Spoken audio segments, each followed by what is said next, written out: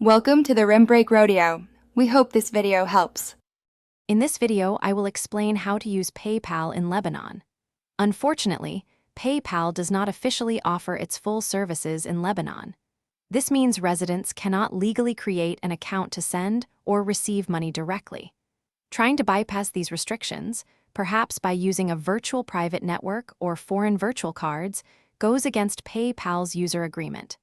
Such actions can lead to serious consequences, including your account being restricted and your funds potentially frozen for an extended period. It's crucial to understand the substantial risks involved with unofficial PayPal usage. If PayPal detects that an account registered in one country is being accessed from Lebanon, it can automatically restrict the account. This often results in funds being held for 180 days before any withdrawal is permitted. Furthermore, linking a Lebanese bank account for direct withdrawals is typically not supported, making it very difficult to access any money you might receive. While direct PayPal use is restricted, there are very limited ways Lebanese residents might interact with the platform.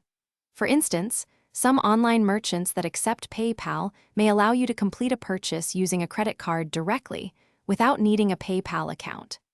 Additionally, certain third-party services offer to make purchases or payments on your behalf using their own PayPal accounts. However, these services usually come with additional fees and specific terms, so always proceed with caution. Given the challenges with PayPal in Lebanon, it's wise to explore alternative, legitimate international payment solutions. Platforms like Payoneer are often cited as viable options for sending and receiving money internationally, and they may support direct withdrawals to Lebanese bank accounts.